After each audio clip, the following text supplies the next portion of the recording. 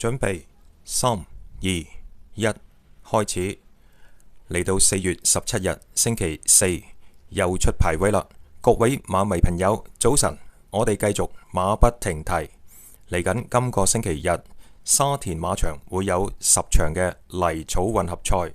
留意翻頭場開跑時間係中午12點45分。點解會早咗15分鐘呢？因為跑完第4場會有日本2000堅尼，即係日本嘅高月賞。嗰個高字呢，就有少少似犀牛個西字，不過唔一樣，係讀個高字。高月賞別稱日本2000堅尼，就跑呢個2000米嘅。咁啊，到時呢，總共跑11場嘅比賽。嗱，留意翻西華哥呢，就擺咗個泥地2個字出嚟，因為提醒我呢，第一場我係講緊5班1650米嘅泥地賽。驚我講下，以為呢就跑草地，嚟到提醒我，又提醒翻大家，就係咁啦。咁啊，到底呢就跑幾多場泥地，幾多場草地呢？嗱，聽住啦，都跑幾多泥地啊？第一場5班泥地1650，第3場泥地就4班1200，第5場同埋第7場、第8場都係跑泥地，亦即係話5泥5草呢個情況較為少有，通常呢就2泥8草或者3泥7草。嗱，今次係5泥5草就較為少有啦。咁會唔會因此呢就會爆冷頻頻？睇怕呢會係咁啦，因為通常呢跑到季中打後，好多實力馬都會突然之間走樣。因為跑得多跑得密，體力需要回復，同埋天氣呢就開始炎熱啊！睇翻今個星期嘅氣溫，最高28、29，最低都24度。咁啊，開始炎熱，啲馬匹呢就好大機會會走起上嚟呢，會走樣噶。咁啊，記住嗰句，唞夠休息夠，保留較多嘅體力，話唔定呢會跑得好嘅。留意翻星期5、6，局部地區性有驟雨，驟雨中的陽光，咁啊，場地應該呢就冇受到影響嘅，咁啊，起碼都好地，甚至乎呢就好地至快地上進行比賽。嗱，好啦，講翻第一場係由第5班馬跑呢個1650米，出馬14匹。先講講14，佢叫做星雲浩騰。咦？點解佢係14號嘅？29分都係最尾嗰隻。哇！今場馬全部都係第5班嘅高分嘅馬匹比賽，估計都幾難選擇喎。因為最高分40分嘅球王，跟住有隻大利好運，而最低分星雲浩騰都29分，由1號至到14號。分數只差11分，咁啊真係比較緊湊。嗱，緊湊都要揀嘅，就正如呢，尋晚我哋好嘢喎，中咗一條1600蚊嘅 Q 啊！唔知有冇睇我第2條嘅影片呢？就唔好淨係睇第1場嘅分析啊，睇埋下一集節目啊！唔睇咪走寶咯。提供3隻互村，中咗一條1600蚊嘅 Q。位置 Q 都5嚿幾水，有冇人中啊？幫唔幫到你哋啊？有中，請你呢喺影片下面撳個1字，等大家呢知道有幾多人中，同埋開心下，好嘛？步步起啊！好啦，14星雲浩騰，潘明輝騎。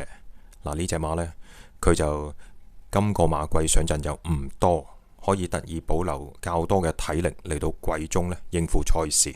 呢隻馬呢，草地、泥地都得噶。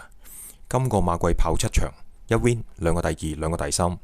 但係呢，佢嘅跑法就比較被動啊。佢就留住同你直路鬥衝一段。咁但係今場有好幾隻由4班降落嚟5班跑嘅馬，同埋呢，你細心啲睇，佢好似跑1600，好追過，唔係。佢好似跑1800，好追過1650，而今場呢，正正就係跑1650。咁當然佢個負磅係輕啦，估計佢都係留前鬥後走，但係跑1800好過1650嘅時候，後追可能都係3344嘅啫。好啦，13叫做極速之子董明朗騎。嗱，睇翻呢極速之子啊，嚟自姚本輝馬房嘅英國5歲馬。嗱，較早之前呢，佢有贏馬嘅，係贏田草千四，但係睇翻佢幾場泥地嘅賽事呢，表現都係普普通通，直頭係麻麻地。咁今場點睇佢嘅機會呢？跑草地都唔得，跑泥地直頭都擠埋一邊啦，唔好睇啦，睇少隻。好啦，跟住12叫做進優自在。嗱，呢隻馬呢，就經常呢成為冷門呢，都跑得好嘅。睇翻前一仗都仲有馬贏，而上個馬季呢，即係唔係前一仗，係前一個馬季，佢都仲可以贏馬。而上個馬季呢，佢上陣次數唔多，得到3個位置。而今個馬季已經進一步落到嚟5班，而佢嘅歲數呢，已經踏入咗8歲。今個馬季表現其實唔錯，得到3個位置。文家良養呢個老馬係有一手嘅，咁所以呢，呢隻進優自在不能睇小。本身佢跑開草地嘅，你睇翻近3個馬季都未跑過泥地，今場特登幫佢跑泥地試一試，睇嚟就唔係陪跑，睇下陪邊個？陪巴道。咁啊，要睇翻巴道以往騎佢個表現啦。嗱，睇翻巴道呢，前一季就係幫佢贏馬，會唔會巴道騎而交出成績呢？記唔記得琴日頭場啊？阿西華哥係全香港第一個提供第一場啊，嗰隻搖搖日上嘅 YouTube 賽馬節目主持，相信呢，我係第一個提供嘅，因為當時呢係星期一早上嘅11點半，連排位報紙都未出，其他網台亦都呢未上節目，我係第一個提供呢個搖搖日上而中得到嘅。咁會唔會呢？由12號進優自在，我會提供俾大家呢？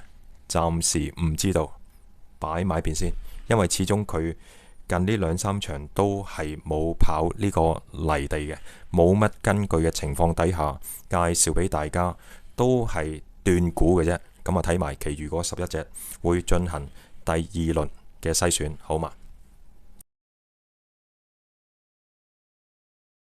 好啦，11叫做水龍頭，咁啊水頭充足，睇下佢又識唔識跑泥地啦。嗱，較早之前呢，其實佢跑過一場泥地1200嘅，而出閘呢喺個第10，曾經踩油上到第5，最終墮退跑第7。嗱，當日報文騎嘅，嗱，本身佢已經呢跑草地，由1200上名就跑到1400、1600，但係1400、1600越跑就越差，但並不代表佢路程唔適合，可能呢，佢跑草地冇跑泥地嘅中距離咁叻。我會睇翻佢配邊個騎師就知道。嗱，蔡明紹，記唔記得蔡明紹？尋日有隻叫做夢幻進區，就唔知係第7場啊。夢幻進區12號馬未瘋狂落飛，由14倍一路落飛落到啡燈6倍開跑，結果一段都冇。但係呢，阿蔡明紹啊喺尋日嘅第8場呢，就贏咗頭馬嘅。嗱，睇翻嗰隻馬叫咩名先？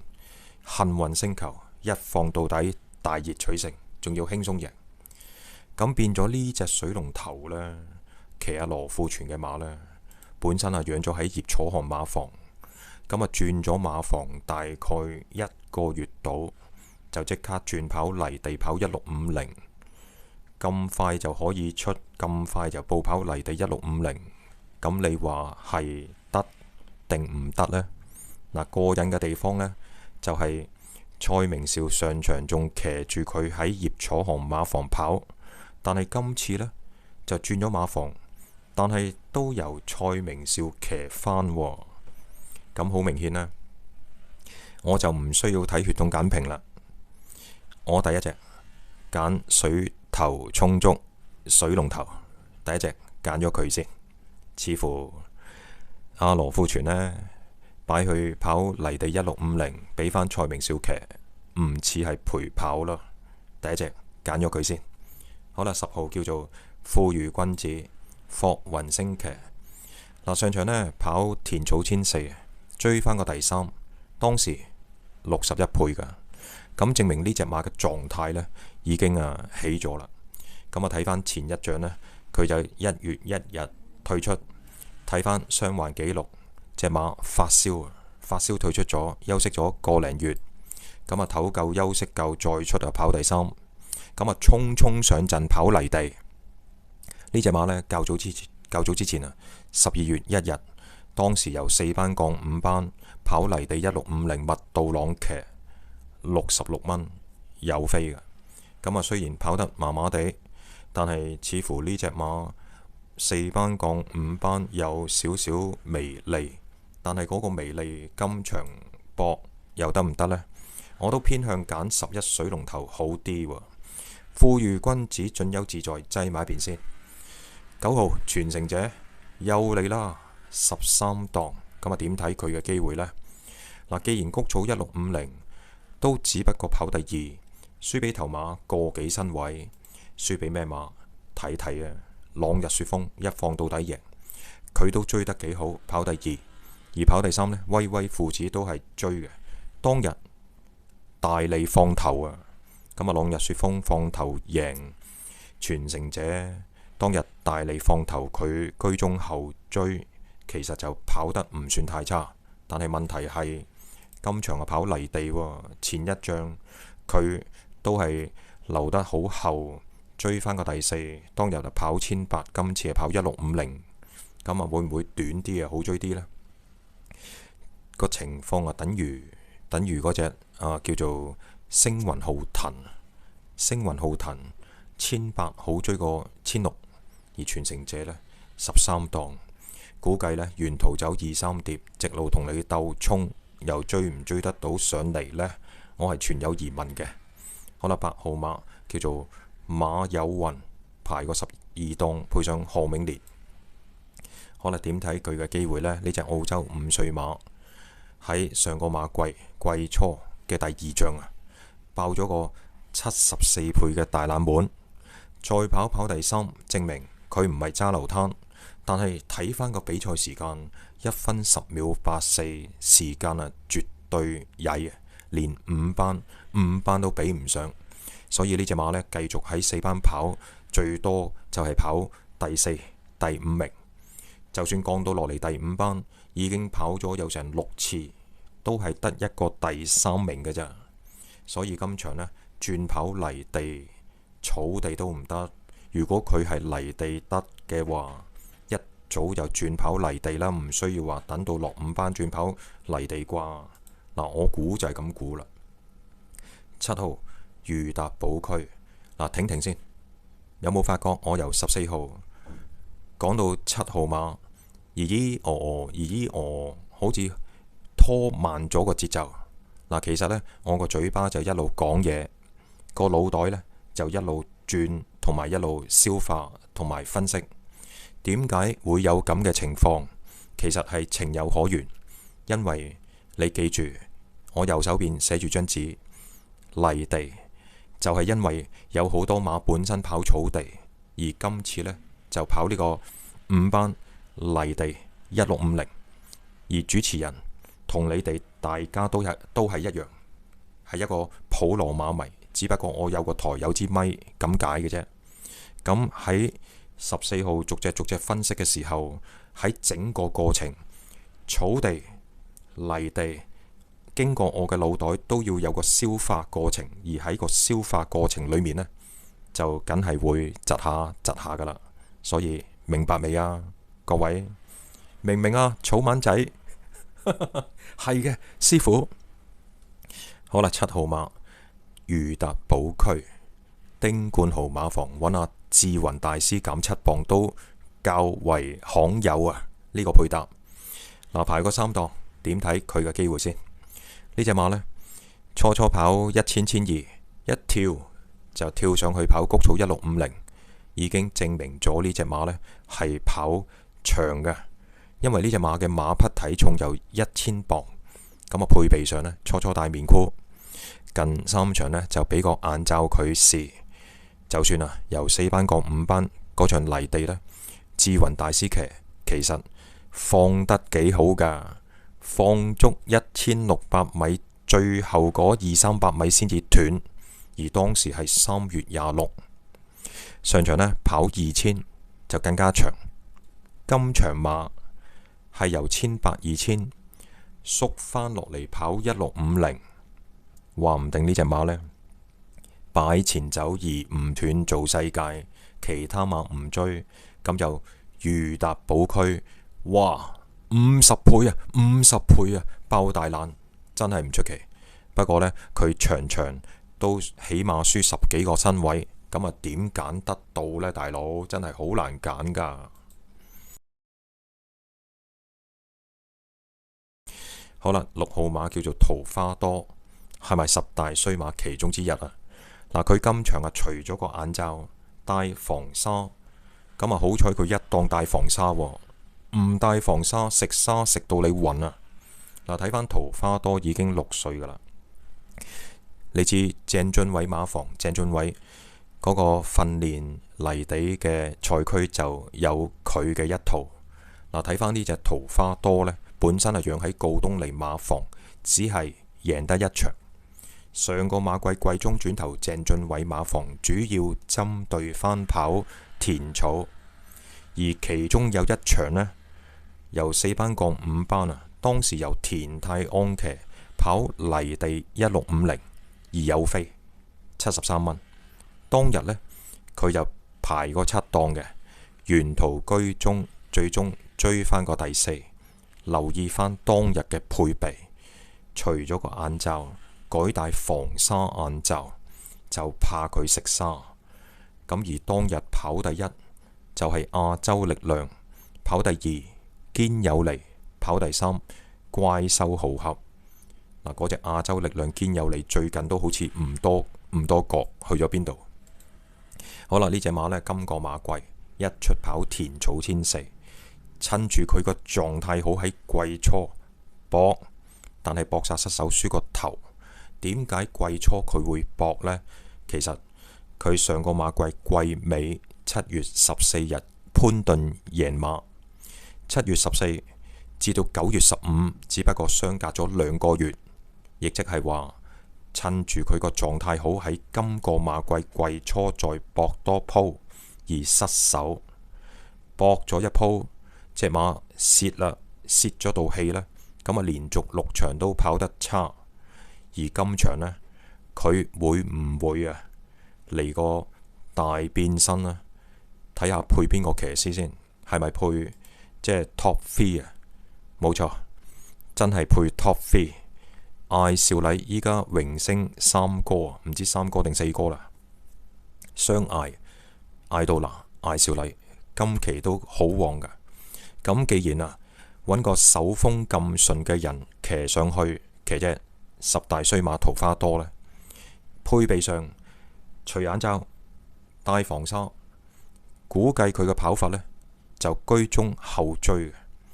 咁而呢隻馬呢，叫做不過不失啦，個成績起碼都叫做識贏啦，贏過2場頭馬，但係2場頭馬都係跑呢個田草1004。嗱，轉咗馬房跑泥地就跑過3次，一次就5班賽事。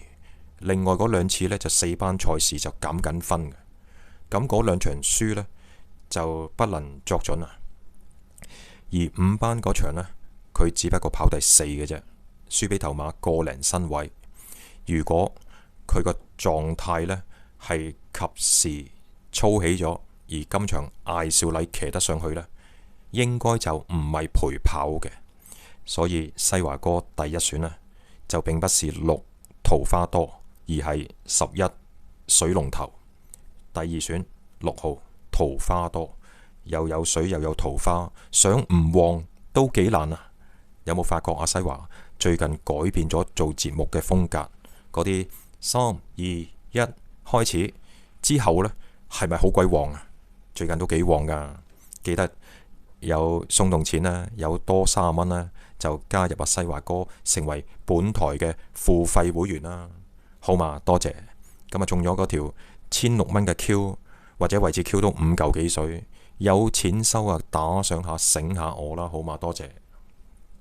好啦，繼續講5號豐盛多彩，有冇發覺佢上場呢跑包尾，而上場呢臨場有多少飛落㗎？結果跑包尾啊，近2場都跑得差。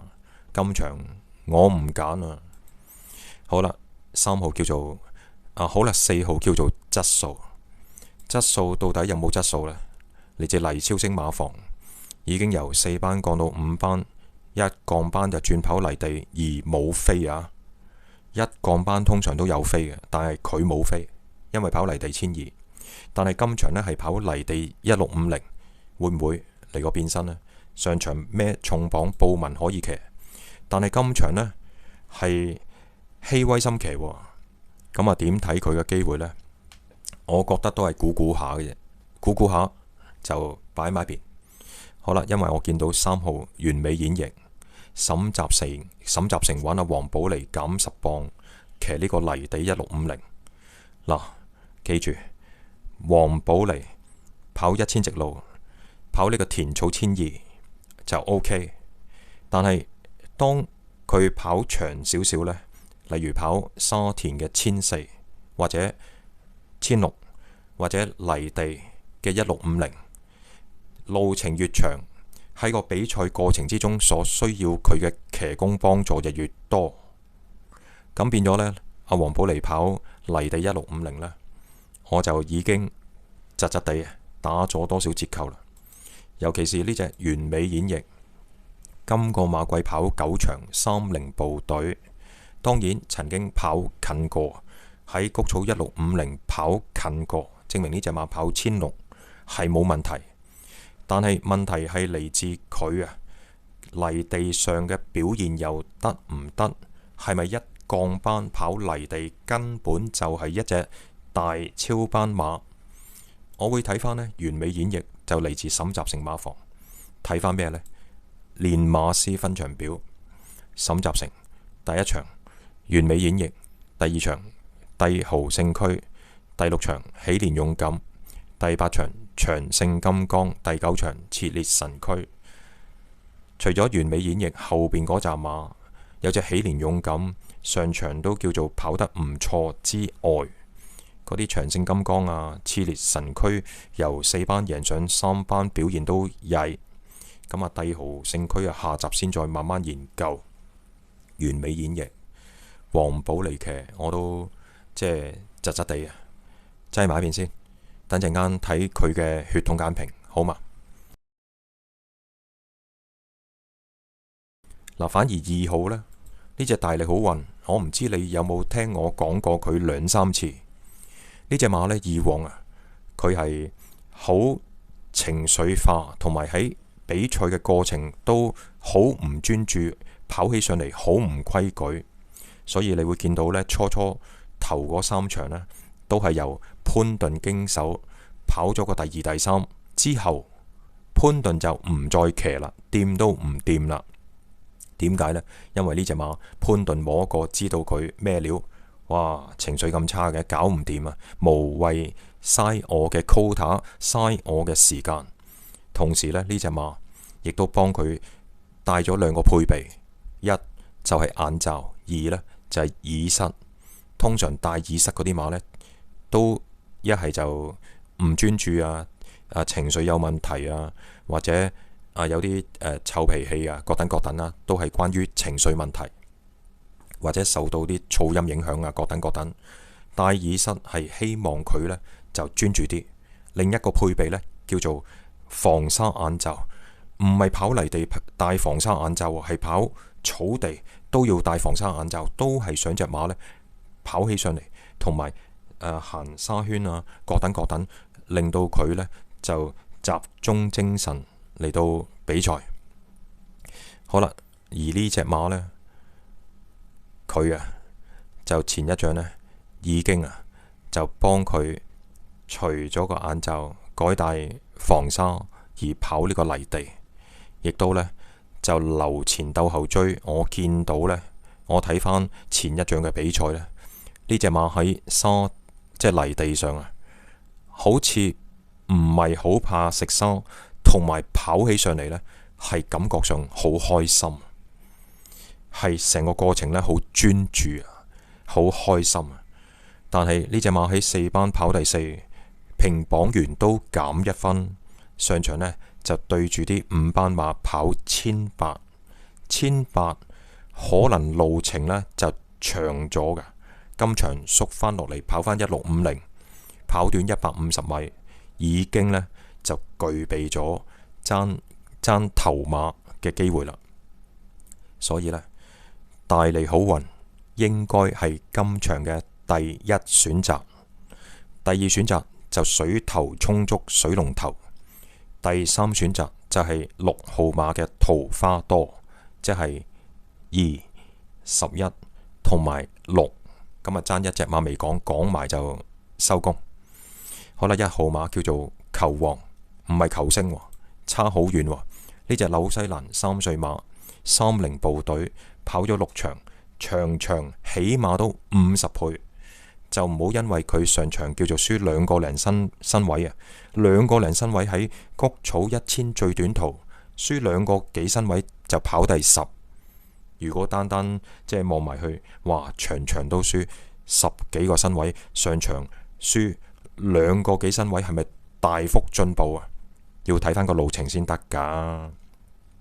嗱，今場呢，大幅真情啦，就上到1650，就由草地轉泥地啦，亦都由4班降5班啦。咁會唔會嚟個180度嘅大改變呢？睇飛嘅，我諗都冇飛嘅。好啦，唯一一隻睇唔通睇唔透，反而係黃寶嚟嘅3號完美演繹。睇下佢咩料，睇翻血統簡評好嘛？完美演繹曾經2度拍賣，2歲時會前試跑，呢點唔重要。最後以20萬澳元成交，即係大概100萬港幣。喺澳洲訓練，並且安排3次試習。第一課1000米遠地習，第3名過終點；第二課1000米好地習，起步後跟手第2位，直路1比加速，即刻上前勝出。試習嘅啫。第3課1000米都係遠地習，守喺內欄位置，直路保持同速跑第4。呢匹馬出自香港嘅成功總時。個爸爸個馬名係英文，我就唔識讀啦。而母係本身呢喺紐西蘭勝出一場1150米嘅賽事。再睇翻母線上代母媽媽嘅上一代雖然有前英國打比冠軍慷慨嘅血緣，但普遍較善跑中短途，估計完美演繹性能亦都近似，合跑1600或以下路程。整個血統簡評呢都冇乜明顯嘅提示。我覺得我同大家做咗咁耐節目呢，睇咗咁多段即係相類似嘅血統簡評啦，呢段呢就較為比較保守同埋比較含蓄。咁亦即係話完美演繹呢，身價就一般般。咁由呢個1200跑到1600，由4班降5班，由田草谷草就轉跑泥地1650。咁擺喺黃寶嚟減10磅。再睇翻佢跑草地，多數都係留得比較後，而一段都冇。但係曾經巴道騎過佢跑谷草1650，有個一檔將隻馬居中，結果跑第4。嗰場跑得好唔好呢？我就覺得麻麻地啦，因為呢個第4都要輸俾頭馬3個身位。嗱，本身巴道騎過佢4次嘅，咁如果降低一班泥地1650係得，其實呢，你可以揾翻阿巴道騎啊，唔需要話咁刻意揾阿黃寶嚟減10磅。你搏好分，我又想講好分幾多呢？減10磅係咪真係計算得咁精準呢？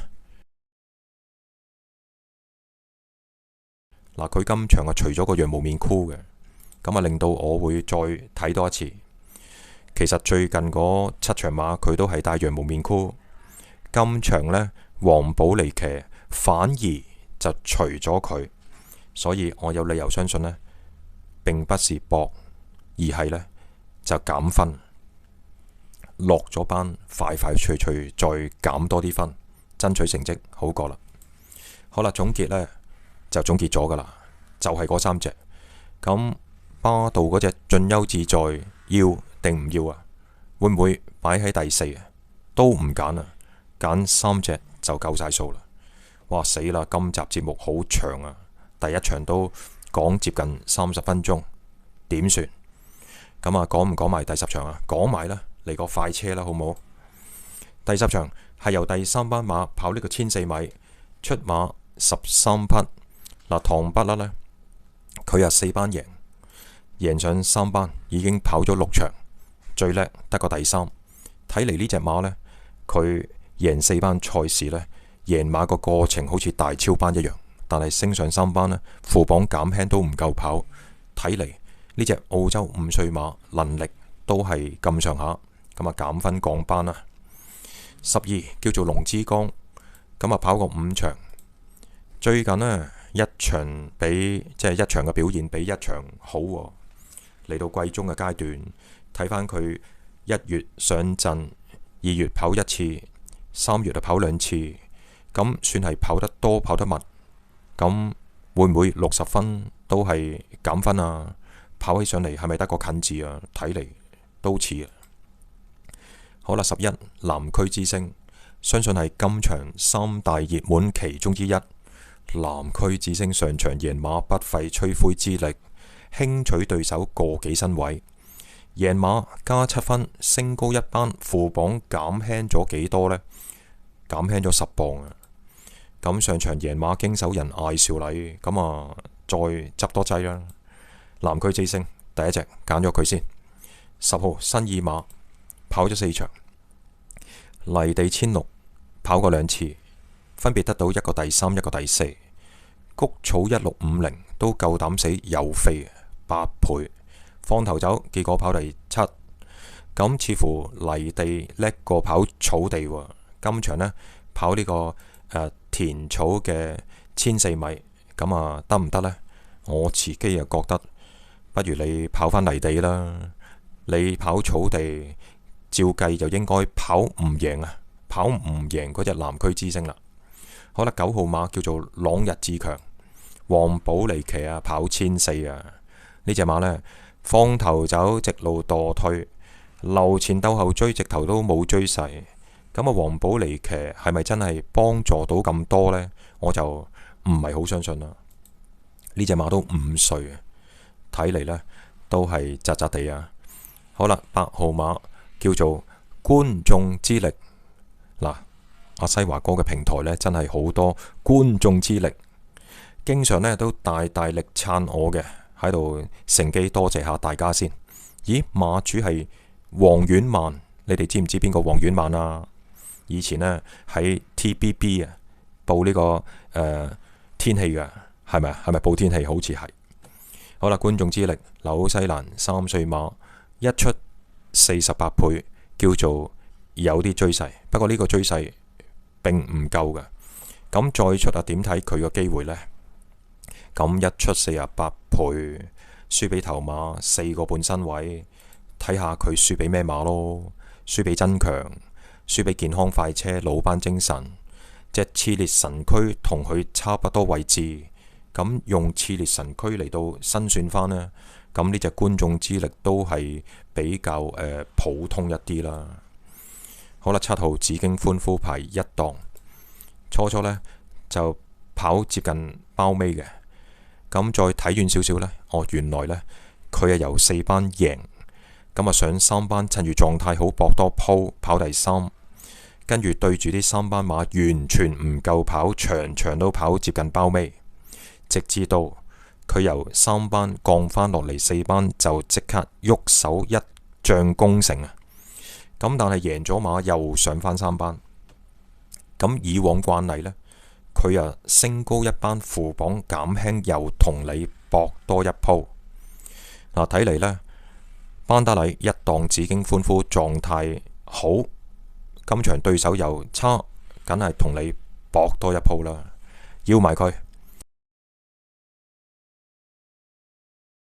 好啦，6號馬叫做佳燈，呢係馬咩燈啊，咩着燈啊，綠燈啊咁樣啦。咁啊上場155倍，輸成10個身位，麥當能騎，咁啊點揀得落手呢？5號馬叫做實力，跑過3場，一出就跑1800，再跑就跑泥，上場啊谷草2200，場場都幾廿倍，跑個路程呢，有咁鬼馬，3個比賽場地，田草、田泥、谷草，3條跑道都俾佢玩過晒，咁啊都估到係咩料噶啦？跑3場，跑3條跑道，咁咪即係摸索緊呢隻馬咯？唔要。好啦，4號叫做同樣美麗，呢個配搭絕對係新鮮啊！奧爾文騎上場跑1200，真係路短，呢隻馬呢，最佳路程，獨孤一味，田草1400。嗱，上場呢，比奧爾文騎得差，我可以接受。但係如果今場奧爾文佢跑返最佳路程1400，而對手又咁水皮，我真係好想追多佢一次，因為呢隻馬呢，只要佢係願意走，人同馬係夾檔嘅，佢願意追嘅，係好犀利㗎。佢輸親俾啲對手都好勁㗎，但係今場啲對手都除咗南區之星啦，除咗紫荊歡呼都窄啦，因為由4班贏上3班，對住啲準3班嘅同樣美麗，紫荊歡呼呢，好似就好過佢。咁所以7我都要呢，4我就更加要。好啦，同大家睇埋最後3隻。3號馬叫做超開心，都係告東尼喎，告東尼出馬好鬼多啊！今個星期日會唔會連場搏殺定連場輸到你怕呢？咁啊唔多諗啦，因為今集節目都幾耐啦。咁啊超開心，跑2場都30幾倍，但係就輸近，由谷草1200轉過嚟跑田草1400，會唔會即刻嚟個大變身呢？咁啊睇飛啦，真係好難估。因為2號不同世界，相信同隻1號至尊高超加埋隻南區之星1、2、11係今場嘅3大熱門。嗱，不同世界呢，上陣7次，已經累積贏咗3場頭馬，4班贏上3班，都分別能夠得到冠、亞、季各一。上場18蚊贏馬，賽後評榜員足足加咗佢9分啊，係加9分啊，所以再贏絕對唔奇。但係跑得差，起碼都跑2、3啊，一隻相當準成嘅賽區。本身艾少禮同埋希威森騎開，能夠潘頓叫得到佢，所以上場18蚊都照贏。但係贏咗潘頓再騎，小心啲。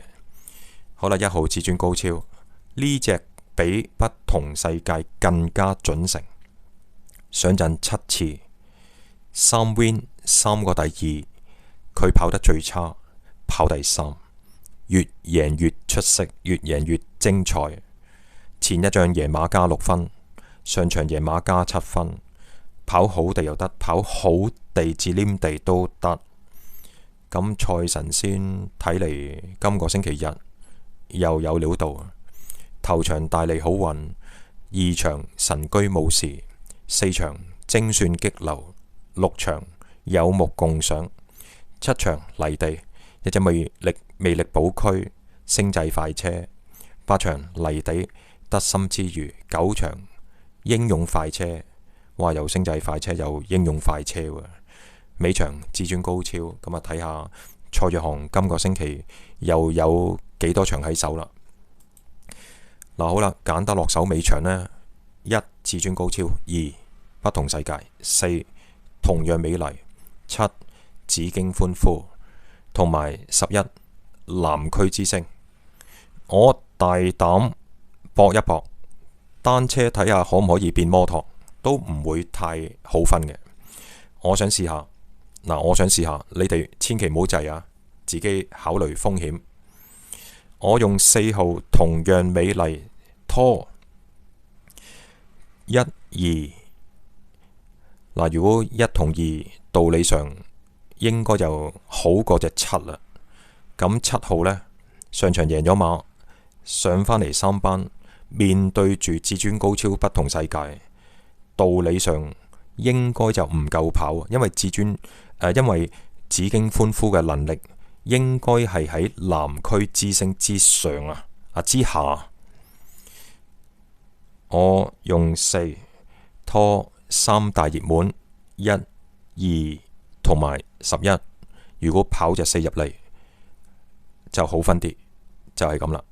4拖1、2、11，一隻估計係第4或者第5，即係有飛嘅，即係同樣美麗，估計佢嘅賠率大概係8至12倍，用隻8至12倍嘅馬拖翻3大熱門，希望呢一條 Q 或者位置 Q 呢，稍稍扭一扭歪，咁就好分啲啦。咁啊講完噶啦，咁啊下集節目再見啦。咁啊下集節目預告一下，咁當然係講第2同埋第3場啦，好嘛？多謝，拜拜。